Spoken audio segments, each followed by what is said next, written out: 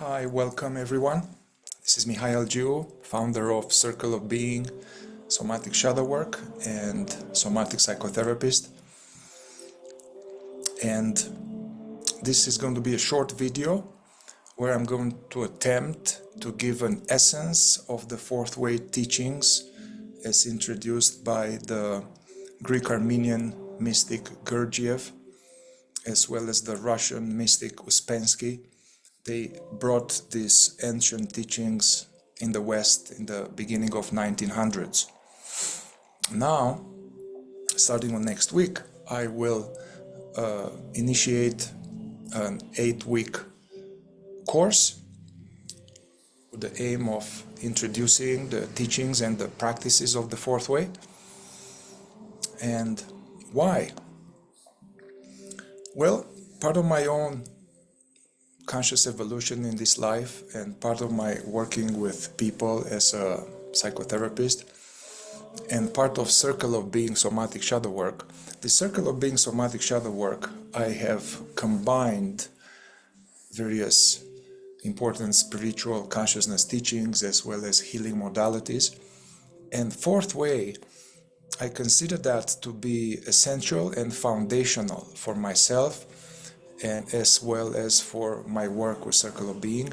Whether you are interested in working on yourself to awaken, to evolve, or to heal, I find this fourth way teachings and practices as being essential and highly practical. And so here I go. So this teaching, the fourth way, is an ancient teaching, yeah? It existed throughout history of humanity in different forms.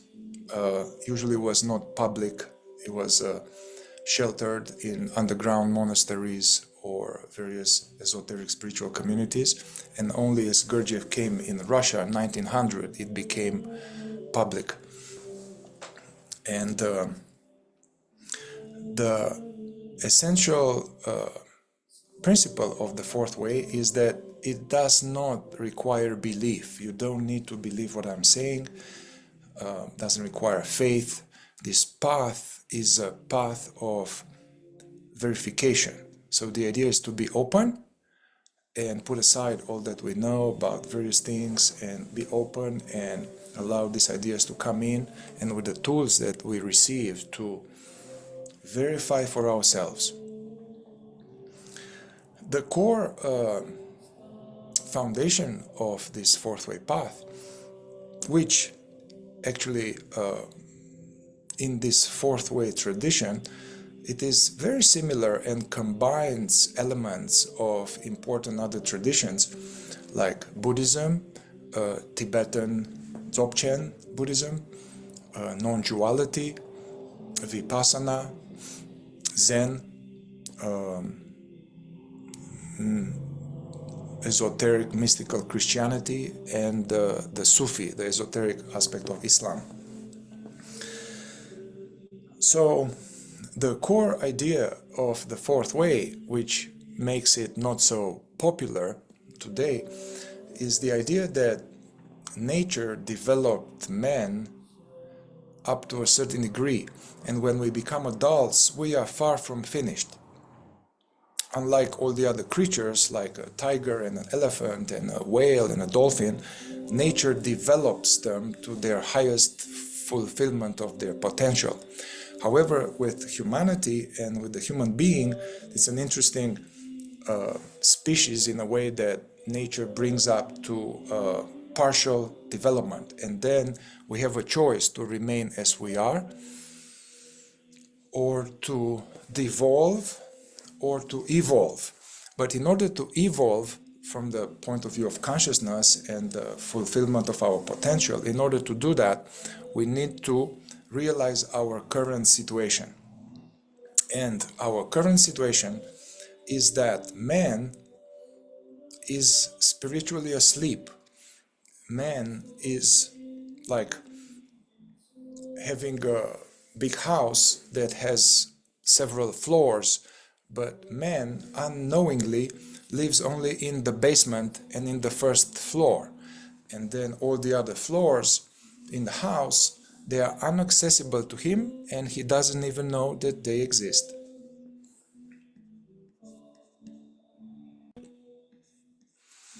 This spiritual consciousness slumber, this state of what's called in the fourth way waking sleep, is characterized by the fact that our true self doesn't know itself and is dormant.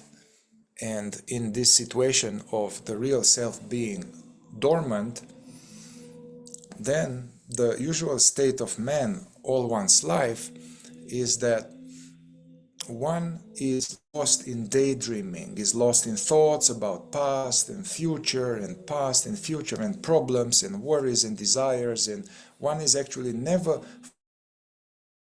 full and often sufferings and rehashing old actions. And another aspect of spiritual sleep is this quality of identification. And what it is meant by that, it is that our consciousness, the presence, which is dormant, however, it is what we really are, this consciousness is constantly identified with every thought, every feeling, every sensation, every desire, and thus is constantly taken by the nose and being at the effect of stimuli. There is no stability within this psychic and consciousness that is asleep. The idea is that there's nobody home, there's no master. The master is asleep, and then all the house is in disarray.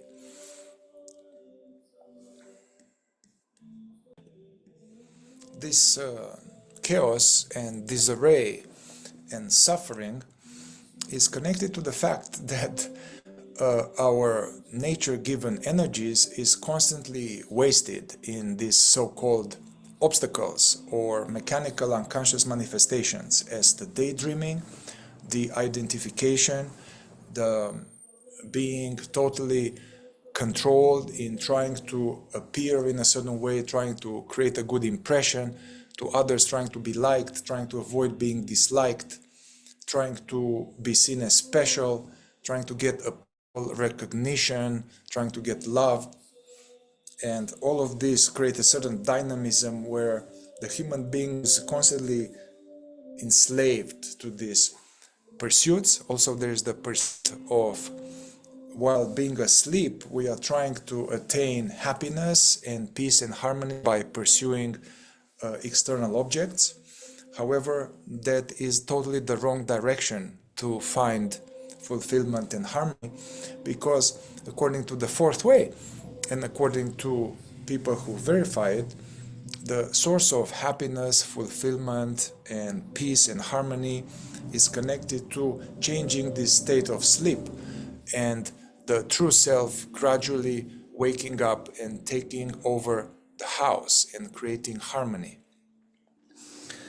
Other aspects of this sleep is there's this constant leaking of energy in the expression of unpleasant emotions, whether they are internal or external, in leaking, in negative reactivity, in having expectations that people should be in a certain way and the world should be in a certain way.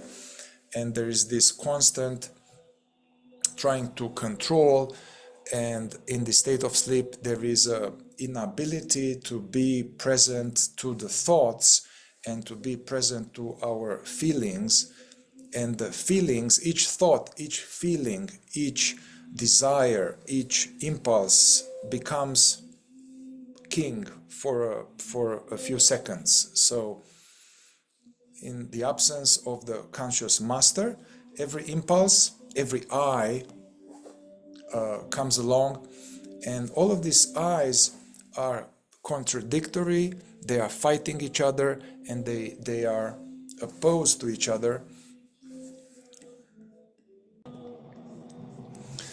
And thus, in this state of what Jesus was called legion, there are many parts of ourselves, many aspects of ourselves, they don't know each other, they fight with each other.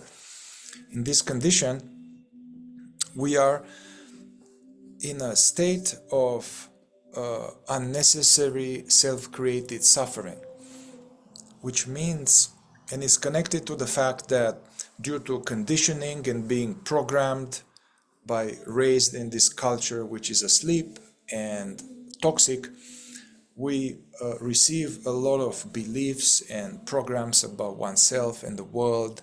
So then consciousness is identified with certain limiting, painful beliefs of not being good enough, of being unlovable, of being unworthy, or of being special or better and superior. So what is in charge, what is running the show in the state of sleep is what is called false personality, the false self. The false self is actually is on top of our authentic inner nature. Our authentic inner nature, our what's true about ourselves, our essence, our inner child is in the state of sleep pushed aside, and instead of being in charge of our life and being authentic, being real, living according to our tendencies, this aspect, the true aspect of our self, the essence, is dormant and asleep, and then this false persona, this mask, this conditioning is running the show, and it is painful, and it creates all of these things that I mentioned, all of these unconscious manifestations and forms of sleep. They create this sense of being a separate, autonomous entity, where we are separate from, feeling separate from each other, separate from the earth, separate from nature, separate from God, in a state of kind of contracted false identity. So this is the situation, and that is why the fourth way is not very popular, because the beginning of the fourth way is to be open to this situation and actually to, through certain tools where we start to observe what's happening. We observe without judging, without rejecting, without analyzing. As we observe the state of affairs, we realize the truth of the situation, and we become a little bit horrified. And then actually this is necessarily important, because we have the impetus to do something to change the situation. If we believe and feel that everything is okay, that I am totally arrived and I'm a complete being, and there's no impetus to make effort for conscious effort and intentional suffering for a long period of time in order to gradually wake up, for the self to wake up, and for the self to start putting order in this realm. So the core practices of the fourth way are self-observation and self-remembering. These are the main tools through which we become increasingly more and more conscious, more aware. And through this self-observation and self-remembering, another way to put it, through this quality of observing our thoughts, observing our lies, observing our different characters in oneself, observing our reactions, and observing our trying to get approval and seeking admiration and all of that. As we observe the truth of what's happening, first of all, those things, that manifestation of sleep, they gradually diminish, they lose their power, and at the same token, that quality of our true selves jumpstarts and becomes to be more and more frequently present, and for longer periods of time, and longer duration and more depth. So there is an ongoing process of waking up, becoming more conscious of what's going on. This, sooner or later, will go towards this second tool, which is the self-remembering, we realize that what we are is not a thought or a feeling or a story of me, but what we are is this sense of presence which is aware right now, and it's witnessing the body, the mind, and the world. And self-remembering or self-abiding is returning to this sense of presence and living from presence, presence aware of itself and presence aware of all that is. However, I went a little bit ahead. So the fourth way, from one angle, has three types of processes that are happening somehow simultaneously. The process of becoming more conscious and waking up. Then there is the process of dying. Dying is that the falseness, the contradiction, the lies, the imagined suffering, the self-created suffering, the various patterns that we developed in childhood that don't serve us, the various lies and the various avoidance of feelings, avoidance of the truth, avoidance of ourselves, all of this sleep needs to gradually die, to diminish. Yeah, so there's becoming more conscious, waking up, then there's the process of dying, and then as this is happening, there's the process of being reborn. Now our true inner essence, what's true and authentic, now has more and more space to be. The false persona is diminishing its power and ability to control our life, and then this authentic nature and essence mixed with presence starts to become more and more alive, and we live from that. So as we deepen into that, there is this aspect of being reborn in a conscious way. Part of the fourth way work is also, there is a study of the psychology. However, it's very different than the usual psychology. The usual psychology is the ego psychology and is psychology in sleep. The fourth way, from one angle, is the psychology of awakening, the psychology of becoming aware of what's not true about our psychology and bringing presence to it and diminishing it and freeing ourselves from lies and the false self. Besides the study of the psychology, as well as the different functions of the biocomputer, there are very precise instructions and teachings around how the intellectual center, the emotional function, the instinctive function, the kinetic function, sexual function. In sleep, they don't work according to their potential, and there is unconscious wrong work of center that creates suffering. So part of the fourth way work is to harmonize this biocomputer so it starts to be more aligned with living awake. And together with this psychological study of the biocomputer and bringing it, cleaning up the biocomputer from decades and probably hundreds of years and millennia of our ancestors living unconsciously and asleep. As we do that, also we start to study cosmology. The cosmology, there are certain laws, universal, objective laws that govern all that is. So we study both the psychology and the cosmology. And so this is what I'm deeply passionate about. This path has been highly essential and foundational for myself.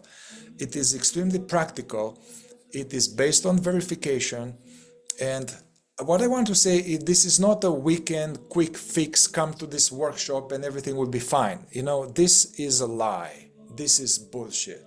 In order to really evolve, we need to be really earnest, and we need to work on ourselves with some type of higher conscious teaching and higher conscious practices to change the situation.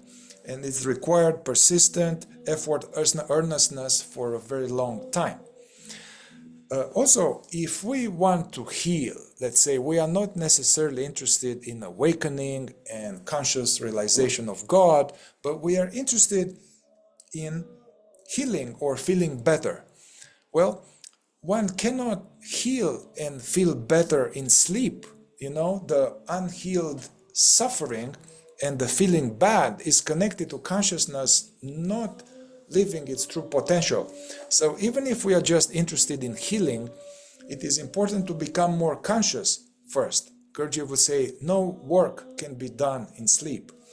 So this 8-week course that I am about to start, this is open to anybody, any spiritual seeker that resonates with this, or anybody who is interested to alleviate their suffering without a quick fix, but with a stable and enduring, clear way to learn how to work on oneself.